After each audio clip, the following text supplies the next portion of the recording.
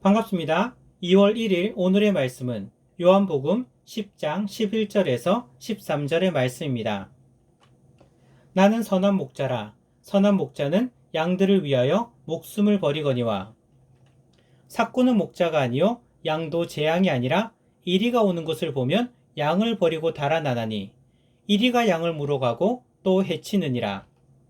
달아나는 것은 그가 삭구님 까닭에 양을 돌보지 아니함이나. 아멘. 2월이 시작되었습니다. 2월의 품성은 민감성입니다. 민감성의 첫 번째 실천사항을 함께 나눕시다. 오늘의 실천사항은 하나님께서 돌보심을 기억한다입니다. 이렇게 말하는 분들이 계십니다. 나는 참 둔해. 둔하다? 둔한 것이 때로는 좋을 때도 있습니다. 모르는 게 약이다 라는 우리나라 속담처럼 때로는 둔감한 게 편할 때도 있고요. 이로울 때도 있습니다. 더구나 민감한 사람들을 보면서 저 사람은 오히려 참 둔했으면 좋겠어 라고 생각할 때도 있습니다. 하지만 둔감한 게 좋을까요? 아닙니다. 부부 사이에 혹은 사람들 사이의 관계를 맺어가면서 그 사람의 상황이나 감정에 대하여 민감하게 발견할 수 있다는 것은 굉장히 유익합니다. 우리가 종종 마주치는 상황입니다. 아내가 헤어샵에서 머리를 하고 왔습니다. 그리고는 남편이 자신의 머리 한 것을 알아채 주기를 바라는 거예요. 그래서 남편을 보자마자 괜히 앞에서 서성입니다. 하지만 남편은 전혀 반응도 없습니다. 그러자 이제는 좀 더 적극적입니다. 여보, 나 뭐 오늘 달라진 거 없어? 하지만 둔한 남편은요, 전혀 모릅니다. 오히려 당신 요즘 살쪘어?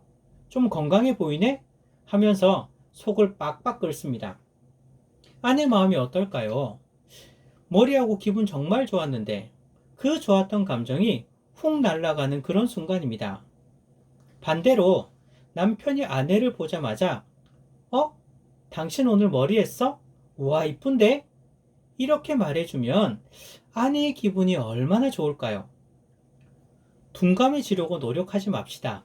2월의 품성은 민감성입니다. 우리는 내 주위의 사람들에게 그리고 내가 만나는 상황 속에서 더욱 민감해질 수 있는 훈련을 해야 합니다. 왜일까요? 민감해야 내 주위에 일어나는 상황의 변화를 빨리 알아챌 수 있기 때문입니다. 내 주변의 사람들의 조그만 변화에도 민감하면 알아챌 수 있습니다. 그리고 그 사람이 더 어려움을 겪기 전에, 더 힘들어지기 전에 도와줄 수 있습니다. 또한 민감하면 내 주변에서 일어나는 사항을 빨리 알아채고 그 사항에 맞게 행동할 수 있습니다. 그리고 하나님과의 관계에 있어서도 민감해야 하나님께서 나에게 주신 사인을 알아챌 수 있는 것입니다. 둔감함이 주는 유익이 하나라고 한다면 민감함이 주는 유익은요, 한 가지가 아니라 10가지, 100가지가 될 것입니다. 이 한 달간 민감성을 훈련하는 한 달이 되기를 원합니다.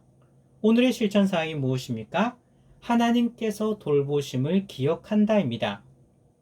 민감성을 훈련함에 있어서 첫 번째 실천사항이 하나님께서 돌보심을 기억한다입니다.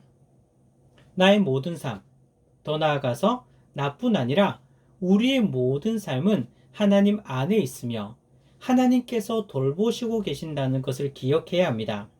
하나님은 나의 삶을 돌보시는 분입니다. 그리고 하나님은 나뿐 아니라 내가 지금 만나고 있는 그 사람의 삶도 돌보시는 분입니다. 민감성을 훈련함에 있어서 먼저 하나님의 돌보심을 기억해야 하는 것입니다. 내가 어려운 상황을 만날 수도 있습니다. 우리 가족이 어려운 상황을 만날 수도 있습니다. 내 주변의 사람들이 어려운 상황을 만날 수도 있습니다. 하지만 이러한 상황 속에서 먼저 떠올려야 할 것은요, 하나님은 우리를 돌보시는 분이라는 것입니다. 하나님의 돌보심은 우리가 마주치는 상황 속에서 커다란 위로가 되어집니다. 그 어떤 상황도 주님보다 클 수 없는데 그런 주님이 우리를 돌보고 계신다면 우리는 걱정할 것이 아무것도 없는 것입니다. 오늘 본문을 보시기 바랍니다. 오늘 본문은요, 우리에게 엄청난 힘이 됩니다. 엄청난 위로가 됩니다. 예수님은 자신이 어떤 분이라고 우리에게 말씀해 주십니까? 11절을 봅시다. 예수님께서는 우리를 향해서 나는 선한 목자라고 말씀하십니다.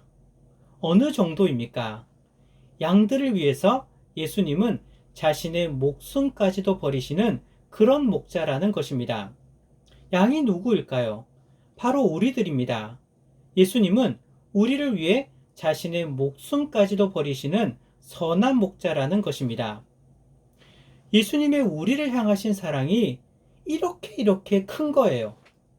아무것도 아닌 나를 위해서 자신의 목숨까지도 버리는 그런 분이 바로 우리의 목자 되신 예수님이신 것입니다. 이 사실만 하더라도 우리는 얼마나 위로가 됩니까?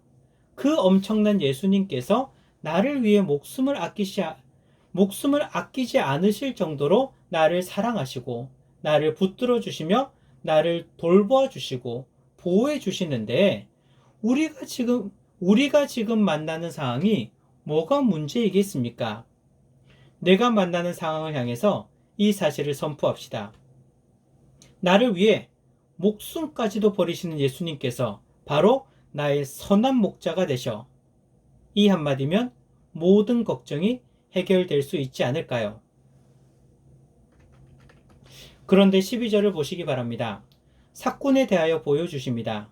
삭군은요, 참 목자가 아닙니다. 말 그대로 삭군입니다.